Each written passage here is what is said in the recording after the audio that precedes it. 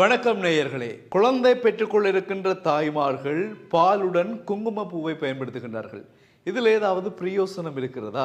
உண்மையிலேயே வயிற்றில் குழந்தை இருக்கின்ற பொழுது தாய்மார்கள் குங்கும பூவை பாலில் கலந்து உண்டால் குழந்தை சிவப்பாக பிறக்குமா? இது தொடர்பாக நாங்கள் பார்ப்போம். பல காலமாக இது நடந்து கொண்டுதான் இருக்கிறது. ஆனால் உண்மையில் வைத்தியர்கள் என்ன சொல்கிறார்கள் என்றால் இதில் ஒன்றுமே இல்லை, இப்படி ஒரு மந்திரம் எங்களோட படிப்பில் இல்லை, குங்குமப்பூ சாப்பிட்டா குழந்தை சிவப்பாக பிறக்கும் என்றதாக இல்லை. ஆனால் குங்குமப்பூவை நாங்கள் சாப்பிட சொல்லுகிறோம் தாய்மார்களை, எதற்காக என்று வைத்தியர்கள் சில காரணங்களை சொல்லியிருக்கின்றார்கள். உண்மையில் அந்த நிறம் சம்பந்தமான பிரச்சனை அது பெண்களுடைய மரபணு சம்பந்தமான விஷயம். ஒரு குழந்தை சிவப்பா பிறக்கிறது கருப்பா பிறக்கிறது அது மரபணு ரீதியிலான ஒரு பிரச்சனையை தவிர குங்குமப்பூ சாப்பிட்டு தான் சிவப்பா பிறந்தன்னு சொல்லி எந்த உண்மையும் கிடையாது என்று மருத்துவர்கள் சொல்லியிருக்கிறார்கள். ஆனால் தோல் சம்பந்தமான பிரச்சனைகளுக்கு குழந்தைக்கும் தாய்க்கும் தோல் சம்பந்தமான பிரச்சனைகள் வராது என்பது 100%. முதலாவது. இரண்டாவது, கர்ப்பமாக இருக்கக்கூடிய தாய்மார்கள் 3 மாதங்களின் பின் இதை பயன்படுத்துவது எதற்காக என்று தாங்கள் பரிந்துரைக்கிறார்களாம். பெண்களுக்கு வரக்கூடிய குமட்டல் வாந்தி கட்டுப்படுத்தப்படும் குங்குமப்பூவை பாலுடன் கலந்து சாப்பிட்டால். இது 2வது பிரச்சனை.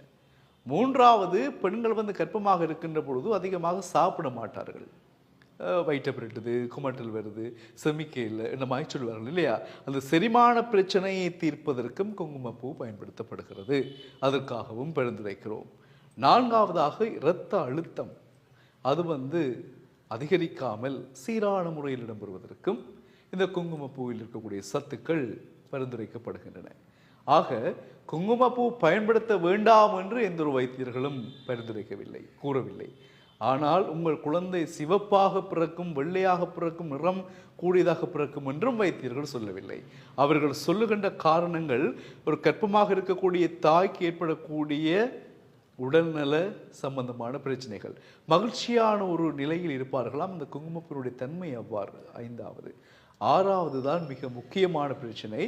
கர்ப்பமாக இருக்கக்கூடிய பெண்கள் தாய்மார்களுக்கு ஹீமோகுளோபின் என்கின்ற நோய் எதிர்ப்பு சக்தி, ஹெச்பி என்று சொல்வார்கள். எனவே இது அதிகரிப்பதற்கும் காரணமாக இருக்கிறது குங்குமப்பூ.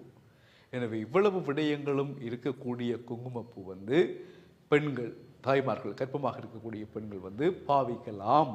குங்குமப்பூ பாவிப்பதால் எந்த விதமான சைடு எஃபெக்டும் இல்லை, பாதிப்புகளும் இல்லை, நிறைய நன்மைகள் இருக்கிறது. ஆனால் நீங்கள் சொல்வதை போல, நாங்கள் தெரிந்து வைத்ததை போல எங்கள் பிள்ளை சிவப்பாக பிறக்காது, வெள்ளையாக பிறக்காது.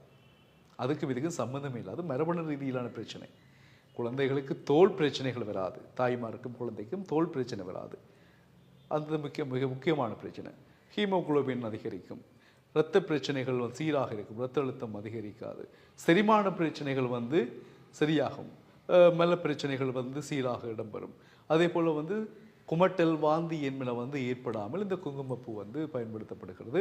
அதான் கர்ப்பமாகி 3 மாதங்களோடு நீங்கள் குங்குமப்பூவை கலந்து குழந்தை பிறக்கும் வரைக்கும் குடியுங்கோடு சொல்லி கன பேர் சொல்வேன். நானும் குடிச்சின பாருங்க, என் குழந்தை வெள்ளையாக தான் பிறந்தது, இல்லை இதை விட கருப்பாக தான் பிறந்திருக்கும், நானும் கொஞ்சம் வெள்ளையாயிட்டேன் அதோட என்ன மாதிரி சொல்லுவாங்க இல்லையா? அதெல்லாம் சில பேர் சொல்லுவாங்க குழந்தை வெள்ளையாக வந்தது இல்லையோ, தாய் வெள்ளையாக வந்துட்டா குங்குமப்பூ சாப்பிட்டு. தோல் ஒரு வித்தியாசம், தோலில் ஒரு பிரச்சனை இல்லாத மாதிரியான தன்மை ஏற்படும். எனவே அதுதான் உண்மை. வைத்தியர்கள் எந்த சந்தர்ப்பத்திலும் குங்குமப்பூ பாவிக்க வேண்டாம் என்று சொல்லவில்லை. காரணம், அதில் இருக்கக்கூடிய சத்துக்கள் பிரயோசனமானவை. கண்டிப்பாக கர்ப்பிணி தாய்மார்கள், குழந்தை பெற்றுக்கொள்ளும் தாய்மார்களுக்கு அவசியமான பல விஷயங்கள் அதில் இருக்கிறது.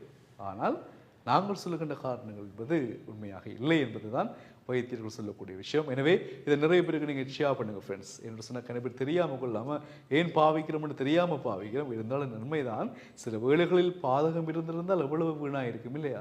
இனிமேல் எதை என்றாலும் தெரிந்து செய்வோம், தெரிந்து பயன்படுத்துவோம். அதிகமானவர்களுக்கு ஷேர் பண்ணுங்கள், நீங்களும் கூறுங்கள். மீண்டும் சந்திக்கலாம் நல்ல பல தகவல்களோடு. இணைந்திருங்கள் டியூப் தமிழுடன். வணக்கம்.